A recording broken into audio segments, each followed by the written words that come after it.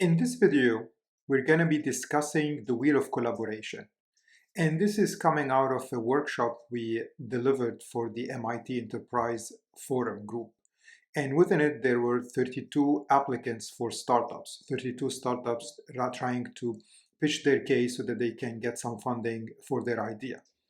And the reason why we're discussing the wheel of collaboration is that how we can use the thinking style to increase the chances of success for any particular startup.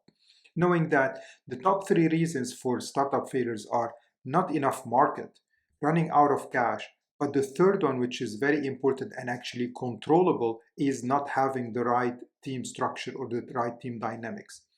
So let's use the thinking style to explain that. As we've done in previous videos, we have the future lens, the past lens, and the future lens. So the way things work together is that the future come up with ideas. The past validates the ideas, and the present actually makes them and implements those ideas and execute them. So let's try to look at the thinking style map we have here in front of us. So let's say some individuals in here, they come up with the ideas. So they tend to use their future thinking lens. But as we look at it, moving towards the past where we need to actually investigate and validate, you see the tension that's happening in there. So we need to hand it over to someone that is more comfortable in actually using the past thinking lens and doing the investigation and the follow-ups and the research and so forth. But also this individuals trying to understand the future thinking lens and the ideas and the crazy ideas in some cases, also there is a tension towards them.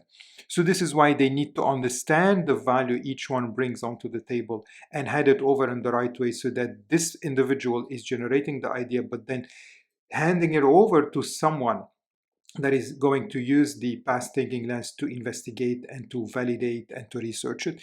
And then this individual is going to hand it over to someone in the present so that they can take the idea from the future, being validated by the past, and take it to the execution and run with it so that we can move the idea towards execution, and hopefully the startup will move along the lines. Now, the thing is, a lot of individuals that were in the group, they didn't have that equal representation. So what are we recommending to those individuals is that you need to have time for every lens. So you need to have time for ideating, but then you need to pause and start tapping into the past lens. So if you don't have someone that tends to use the past thinking lens often, so what you need to do is you need to push yourself, or you need to seek individuals in that particular thinking style. But if you're not able, you need to tell yourself and you need to use that excuse so that you can start tapping into the past thinking lens you have, knowing that all of us, we have the three of them, but we have tendency to prefer one over the other.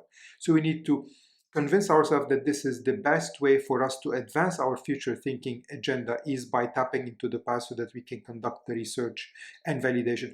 And the same thing happens in the present. If we don't have anyone in the present, we need to give time, we need to put certain amounts of time so that we can tap into the present. So after we validate the idea, to execute it in the right way and don't get strained all the way and pushed further with new ideas and non-stop. So that's how the wheel of collaboration works. We ideate, we validate, and then we implement or execute.